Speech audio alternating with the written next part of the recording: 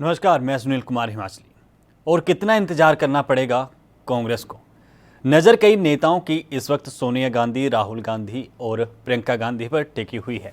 10 अगस्त को कांग्रेस कार्यसमिति की बैठक बुलाई गई।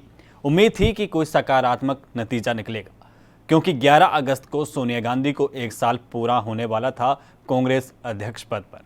लेकिन उम्मीद अब भी कांग्रेसियों को इसी बात की बंधी हुई है कि नया अध्यक्ष कौन होगा।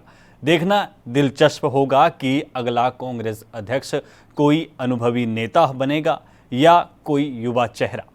इस बीच कई दिग्गजों ने खुलकर प्रियंका गांधी वाड्रा को पार्टी के कप्तान सौंपे जाने की मांग की, तो किसी ने राहुल गांधी से उम्मीद जताई। लेकिन हाईकमान का फैसला क्या होगा? क्या कोई बाहरी अब की बार पार्टी प्रधान होगा? कुछ पता नहीं। चर्चाओं का दौर आज भी जारी है। हम आज इसी पर कांग्रेस हाईकमान से कांग्रेसियों को लेकर क्या उम्मीदें हैं, इसी पर बात करेंगे। अध्यक्ष को लेकर भी और पार्टी को लेकर भी। पर पहले एक नज़र इस रिपोर्ट पर।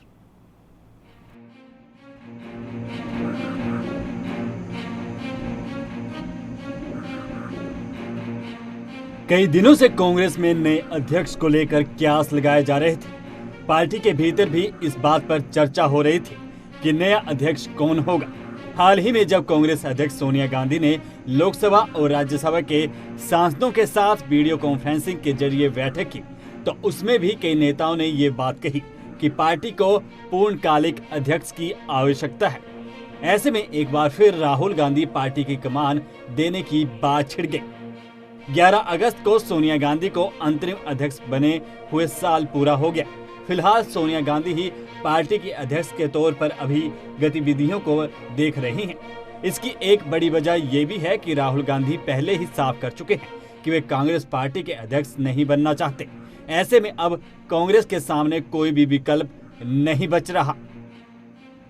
वहीं भाजपा के मंत्री नरोत्तम मिश्रा ने पहले ही ट्वीट करके कांग्रेस पर निशाना साधा। उन्होंने कहा, करोड़ों राम भक्तों की आस्था से खेलने के बजाय ज्योतिषाचार्य दिग्विजय जी को अपने कुछ और शुभ मुहूर्त निकलवाने के सुझाव देने चाहिए।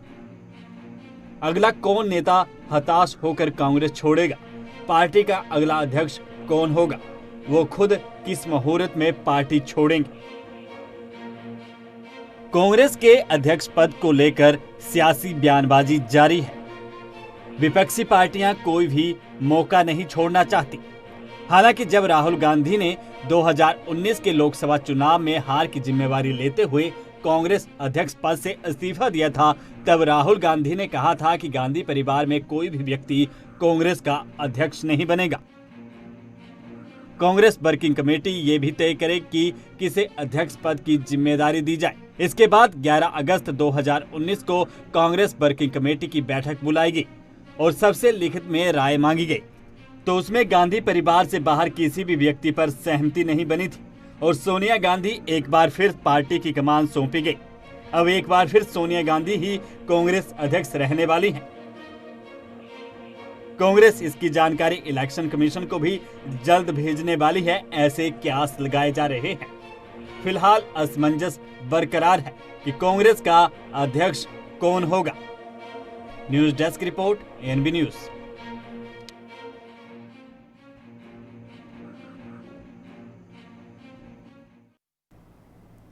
तो किसके हाथ कांग्रेस की कमान? सबसे बड़ी बात है, क्योंकि चर्चा कई नेताओं पर है।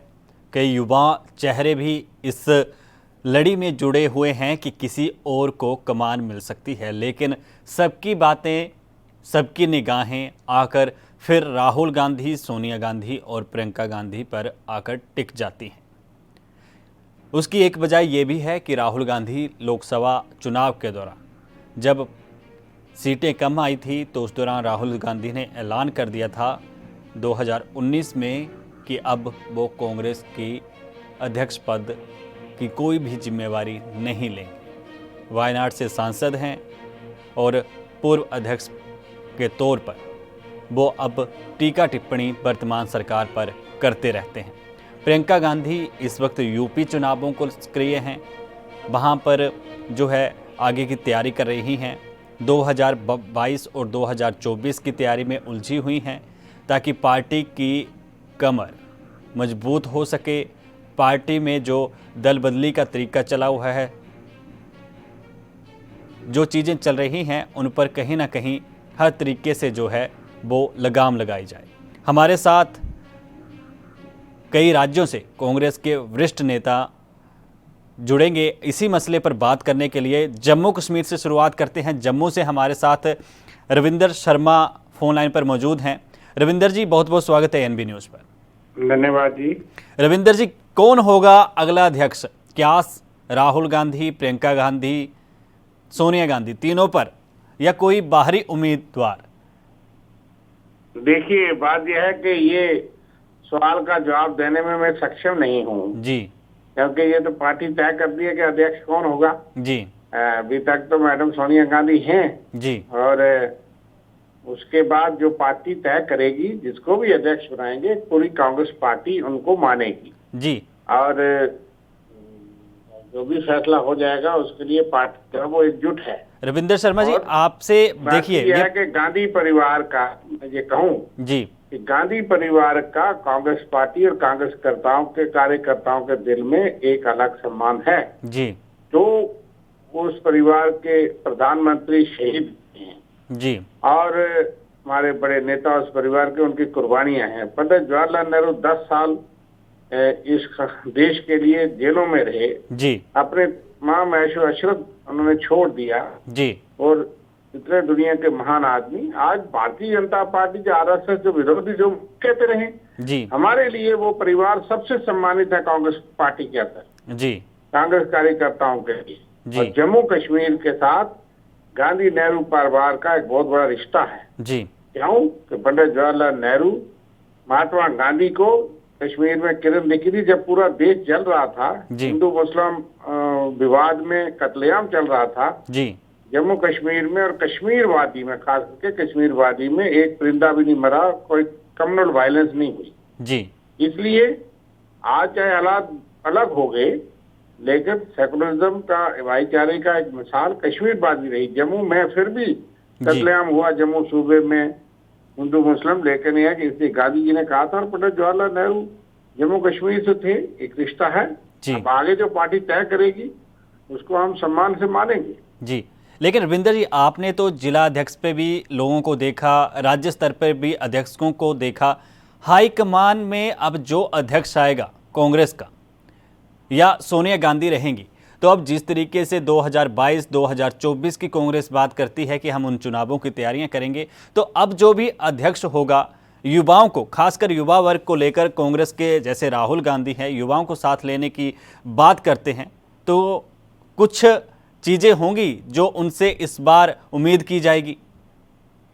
देखिए, जो सपने दिखाए थे मोदी सरकार ने, मोदी जी ने और भारतीय जनता पार्टी ने, 2 करोड़ रोजगार, जी, सबसे बड़ा युवाओं के साथ धोखा हुआ है। जी, वो रोजगार तो देना तो दूर, छीन लिया, जी, क्योंकि पहले नोटबंदी के सारे, जी, और उसके बाद जो गलत तरीके से जीएसटी लगाई, सारा कारोबार ठप हो गया। 90% जो रोजगार है जी, वो प्राइवेट सेक्टर में, प्राइवेट जॉब्स में है। जी, जब तमाम कारोबार ठप हो गया, घट गया, जीडीपी घट गई और बेरोजगारी बढ़ गई, सरकारी तो खत्म हो गई, लेकिन प्राइवेट सेक्टर में जो है वो नौकरियां खत्म हो गई। आपका बीएसएनएल तबाह हो गया, जो कि प्राइवेट सेक्टर अंडरटेकिंग थी। जी, 90,000 तो उन्होंने बीआर से रिटायर कर दिए, ये तो ऑफिशियल डाटा है। जी, कहा जाता है 1,12,000। LIC आप प्राइवेट कर रहे हैं। इसी तरह से आज सारी चीजें प्राइवेट, तो जो गवर्नमेंट या सेमी गवर्नमेंट इंस्टीट्यूशन में गारंटी होती है, आज ठेकेदार सुबह रखता है, शाम को निकाल देता है। जी, और इसलिए बहुत बड़ा जो है वो करोड़ों लोग बेरोजगार हो गए कोविड से पहले ही। कोविड तो अब आया, इसलिए युवाओं के साथ बहुत बड़ा एक धोखा हुआ है।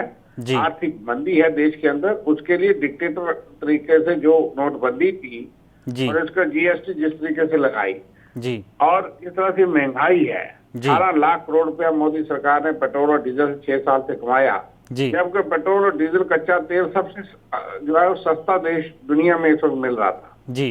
तो इसलिए ये तमाम चीजों के खिलाफ जो है वो युवा हैं, लोग हैं जी। लेकिन उनको धर्म की राजनीति में, उनको पाकिस्तान के पीछे लगा के देशभक्ति और बाकी राम मंदिर, जी। ये सारी चीजें ठीक हैं, जी। लेकिन सबसे पहले जो है देश को मजबूत करने के लिए देश का युवा मजबूत होना चाहिए, देश की आर्थिक स्थिति मजबूत होनी चाहिए। जी।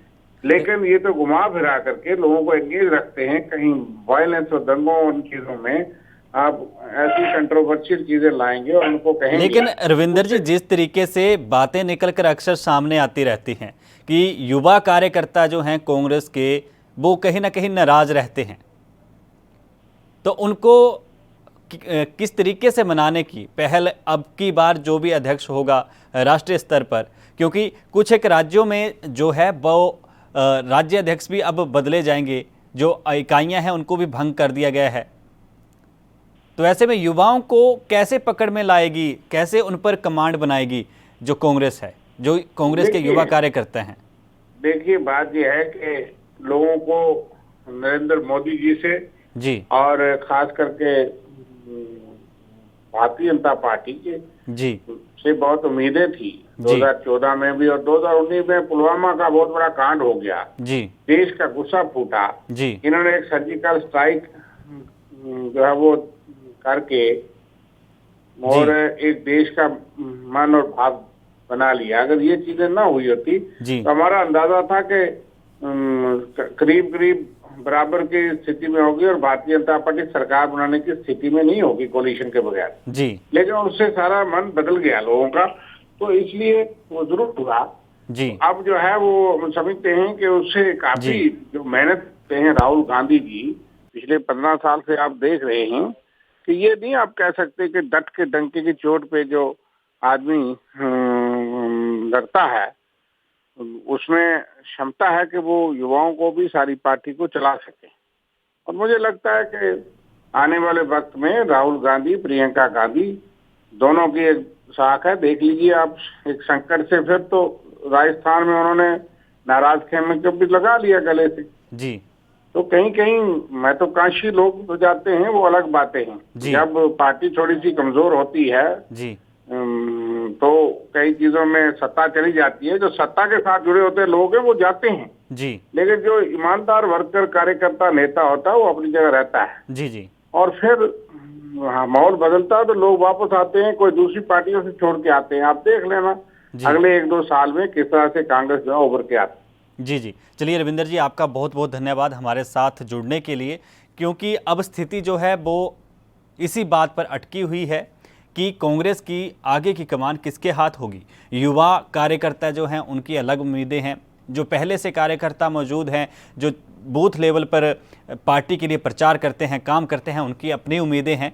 तो वो जो भी नया अध्यक्ष होगा उससे वो उम्मीदें उनकी बनी हुई हैं। जम्मू से हमारे साथ कांग्रेस के वरिष्ठ प्रवक्ता, काफ़ी सालों का तजुर्बा जिनको इसमें था, राजनीति में कांग्रेस के काफ़ी उतार चढ़ाव के दिन भी उन्होंने देखे हैं, तो उन्होंने भी अपने विचार हमारे साथ साझे किए, हमारे अहम सवालों के जवाब दिए। क्योंकि कांग्रेस की स्थिति अब वो बनी हुई है कि अब कौन जो है, किसके हाथ जो है हाथ की बिसात होगी, क्योंकि कांग्रेस का हाथ कहा जाता है कि सबके साथ, लेकिन अब कांग्रेस अध्यक्ष कौन होगा इस बात को लेकर चर्चा लगातार जारी है। और कई ऐसे राज्य भी हैं जहां पर जो कई दिनों से इकाइयां जो हैं वो भंग हुई हैं कांग्रेस की, और ऐसे में राज्य स्तर पर भी नए कांग्रेस अध्यक्ष नियुक्त किए जाने हैं। कांग्रेस में जिस तरीके से बगावत के सुर भी ऊंचे होते हैं।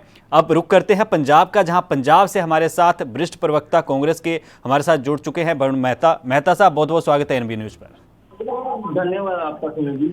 वरुण जी, जिस तरीके से कांग्रेस हाईकमान में अब नए अध्यक्ष की चुनाव हो सकते हैं, चर्चाएं हैं, राहुल गांधी फिर से अध्यक्ष बन जाएंगे, प्रियंका गांधी को अध्यक्ष पद का ओहदा मिल जाएगा, अलग अलग स्वर उठ रहे हैं कांग्रेस के बीच भी, अलग अलग नेता अलग अलग बयान दे रहा है।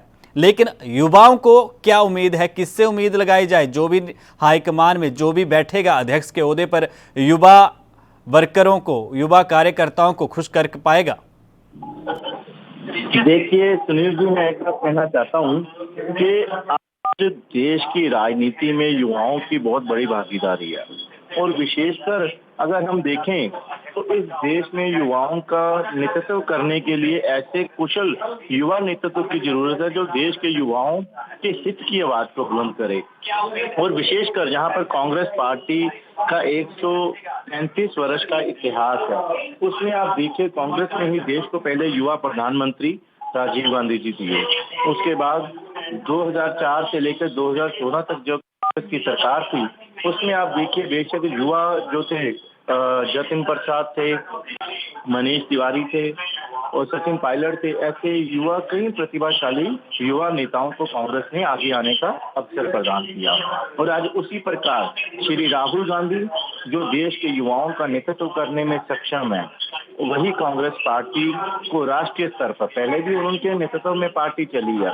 जहां तक चुनावों के हार जीत की बात आती है, देखिए हार जीत राजनीति में बनी हुई है, उसमें कोई बड़ी बात नहीं है। अगर हम देखें तो भाजपा भी 2004 का चुनाव हारी है, 2009 का चुनाव हारी है। अगर कांग्रेस पार्टी 2014 का 2019 का चुनाव हारी है तो कोई बात नहीं, पार्टी आत्ममंथन कर रही है। आने वाले समय में कांग्रेस और मजबूती के साथ आगे आएगी और आदरणीय राहुल गांधी जी व प्रियंका गांधी जी के नेतृत्व में कांग्रेस पार्टी समर्पित कार्यकर्ताओं को साथ लेके जनता के बीच जाएगी, मौजूदा सरकार की जन विरोधी नीतियों के लेकर आम जन को जागरूक करेगी। ये पूछना चाहूंगा, देखिए पंजाब में भी यही स्थिति है। पंजाब प्रदेशाध्यक्ष की भी जनवरी से जो है इकाइयां लगातार भंग की हुई हैं, नई इकाइयों का गठन नहीं हुआ। तो अब पंजाब में क्या स्थिति रहेगी कि सुनील जाखड़ रहेंगे या बगावती तेवर जिस तरीके से या सरकार के खिलाफ राज्यसभा जो सदस्य हैं प्रताप सिंह बाजवा और दोलो साहब जिस तरीके से आवाज बुलंद किए हुए हैं, तो कांग्रेस के लिए स्थिति कैसी रहेगी? देखिए, जहां तक बात सरदार प्रताप सिंह बाजवा जी की है, बाजवा साहब कांग्रेस पार्टी के वरिष्ठ नेता है, पूर्व प्रदेश कांग्रेस अध्यक्ष रह चुके हैं जी। वहीं पे दुल्लो जी भी प्रदेश कांग्रेस अध्यक्ष रह चुके हैं, दोनों ही लोकसभा सदस्य भी रह चुके हैं और मौजूदा राज्यसभा सदस्य भी हैं, कांग्रेस पार्टी के वरिष्ठ नेता हैं। जहां तक संगठन की बात कर रहे हैं, पूरे देश में संगठन में कहीं ना कहीं बदलाव को लेकर बात आ रही है आत्म मंथन की। आज कांग्रेस पार्टी देश के चुनिंदा राज्यों में सीमित रह गई है, उसको लेकर पार्टी को ब्लॉक स्तर से लेकर प्रदेश स्तर तक संगठन में बदलाव करने की जरूरत है। उसी प्रकार पंजाब में हमने 2017 के चुनाव में हमारा प्रदर्शन बहुत बेहतर रहा जी। उसके बाद 2019 के लोकसभा चुनाव में पंजाब में हमने अच्छा प्रदर्शन किया। आपने देखा कि जब पूरे देश में नरेंद्र मोदी की हवा चल रही थी, उसके बावजूद पंजाब में कांग्रेस पार्टी ने अपने संसद सदस्य भारी गिनती में बनाए। उसके बाद में वरुण जी, हाँ जी, उसके बाद में अब बात आती है कि अगले 2022 के चुनावों को लेकर 2022 के चुनाव को लेकर प्रदेश में पुनः ब्लॉक स्तर से वार्ड स्तर से कांग्रेस के संगठन को संगठित करने की जरूरत है और प्रदेश इकाई में जो युवा प्रतिभाशाली हमारे नेता पीछे रह गए हैं, जिनको तो प्रदेश सरकार में मौका मिल गया, प्रदेश में विभिन्न विभागों में मौका मिल गया, जो युवा नेता उन्हें संगठन में आने का मौका मिलेगा। इसलिए पुनः संगठन को गठित करने की जो जिम्मेवारी है अखिल भारतीय कांग्रेस के राष्ट्रीय अध्यक्ष के पास होगी। मैं समझता हूं कि आने वाले समय में जल्दी प्रदेश कांग्रेस को 2 अध्यक्ष मिल जाएंगे जो प्रदेश कार्यकारिणी का गठन करेंगे, सभी जिला इकाइयों का गठन करेंगे। दोनों जो इस वक्त सरकार के खिलाफ बगावत के सुर ऊंचे किए हुए हैं, बाजवा और दोलो साहब, कहीं ऐसा तो नहीं कि पूर्व अध्यक्षों को फिर से जिम्मेवारी मिल जाए? क्योंकि टीका टिप्पणी जिस तरीके से कैप्टन के सरकार के खिलाफ और कैप्टन साहब के खिलाफ की जाती है, तो कहीं ऐसा तो नहीं कि जाखड़ की जगह अब बाजवा या दोलो में से किसी एक को कुर्सी मिल जाए?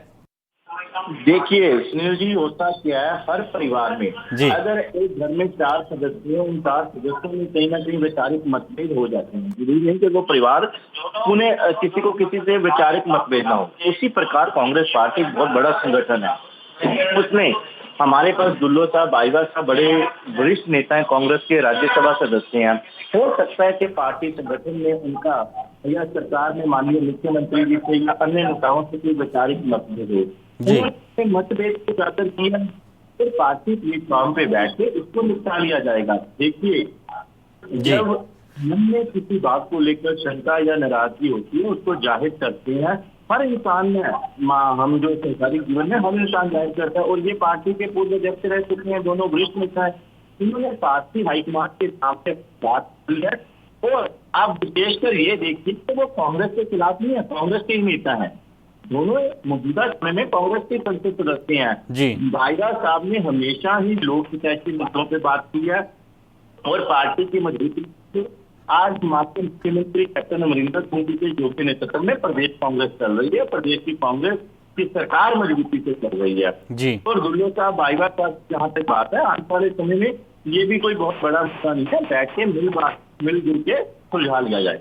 चलिए वरुण जी, आपका बहुत बहुत धन्यवाद हमारे साथ जुड़ने के लिए। तो जिस तरीके से पंजाब में स्थिति बनी हुई है, क्योंकि पंजाब में कांग्रेस की सरकार है और हाईकमान को पंजाब से बहुत उम्मीदें हैं भविष्य को लेकर भी, लेकिन जिस तरीके से जो एक खटास आजकल कांग्रेसी लीडरों में देखी जा रही है, जिस तरीके से बयानबाजी हो रही है, ये मसला जो पंजाब में शुरू हुआ था तो वो शराब कांड के बाद उछला, लेकिन उससे पहले भी प्रताप सिंह बाजवा कैप्टन सरकार के खिलाफ आवाज उठाते रहे थे।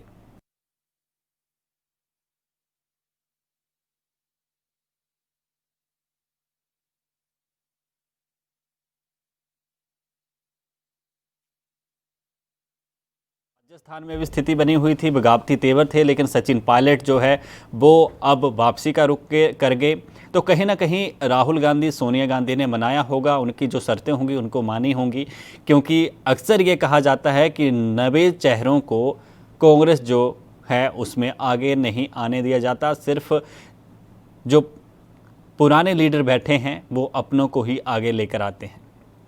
और भाजपा की तरफ से भी परिवारवाद की बातें कही जाती हैं, कांग्रेस पर गंभीर आरोप लगाए जाते हैं, अध्यक्ष पद को लेकर भी सवाल खड़े किए जाते हैं कि गांधी परिवार ही अध्यक्ष पद पर बैठा है।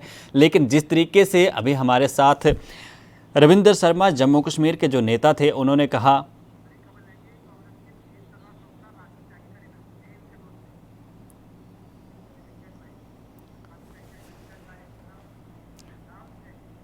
तो इस वक्त की बड़ी खबर है कि कांग्रेस के नेता राजीव त्यागी का जो निधन है, प्रवक्ता राजीव त्यागी का निधन हो गया। अचानक गिरकर बेहोश हुए थे और एकाएक जो है वो उनका निधन हो गया। हार्ट अटैक उनकी निधन की वजह बताई जा रही है।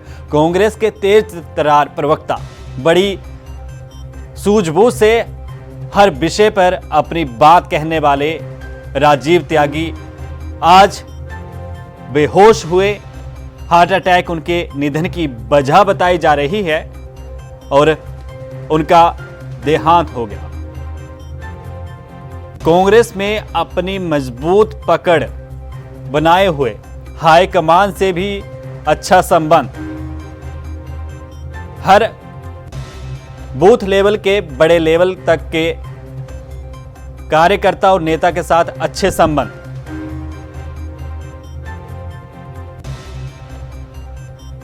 हमारे साथ इसी खबर पर और अपडेट लेंगे हमारे राजनीतिक संपादक चंद्रशेखर त्रिशूल जी से।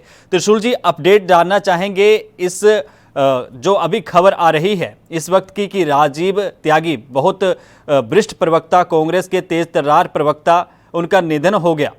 ये बिल्कुल सुनील, भारतीय टेलीविजन मीडिया में एक कांग्रेस की तरफ से तेज तर्रार प्रवक्ता और हर एक पक्ष पर प्रभावशाली तरीके से पार्टी का पक्ष रखना और गहन जानकारी रखना और संवेदनशील व्यक्तित्व के धनी, और उनका एक अपना अलग तेवर था जी। निश्चित रूप से एक बुरी खबर है, और शाम को भी एक टीवी चैनल की डिबेट में थे वो, और हालांकि तबीयत उनकी सुबह से खराब थी जी, और लेकिन जिस तरह ये एकदम अचानक ये हादसा हुआ कि जहां मतलब वो गिरकर बेहोश होते हैं और डॉक्टरों ने उन्हें मृत घोषित कर दिया, ये निश्चित रूप से क्षति है। और जिस तरह वो अपने बेबाक बयानी के लिए जाने जाते थे और जिस तरह प्रखर वक्ता के रूप में, कांग्रेस के प्रखर वक्ता के रूप में चाहे कोई भी मुद्दा हो उस पर अपने पक्ष को हमेशा रखते थे, और उनकी बेबाकी ही उनकी पहचान थी।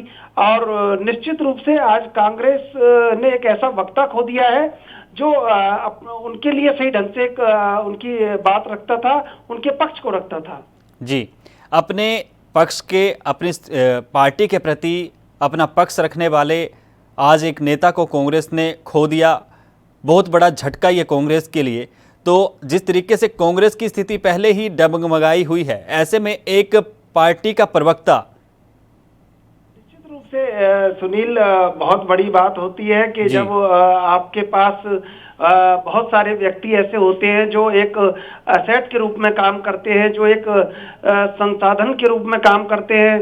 तो आज कांग्रेस के पास कई लोग ऐसे हैं जो बहुत निष्ठा से काम कर रहे हैं और कहीं उनके लिए उनकी अपनी एक ये पहचान है कि पार्टी के लिए हमेशा वो तेज तर्रार प्रवक्ता के रूप में राजीव त्यागी जाने जाते थे और हमेशा एक आक्रामक भूमिका कांग्रेस की जब भी टेलीविजन चैनलों पर रखनी होती थी डिबेट के दौरान, तो राजीव त्यागी एक जाना पहचाना नाम था।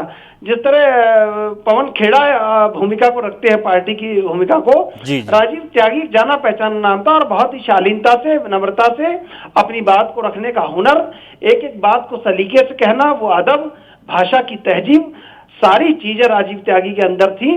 और एकदम अचानक से चले जाना, डिबेट करते हैं और डिबेट के बाद एकदम तबीयत खराब होती है और अचानक ये खबर आती है कि वो बेहोश हुए हैं और उसके बाद उनका निधन हो गया है।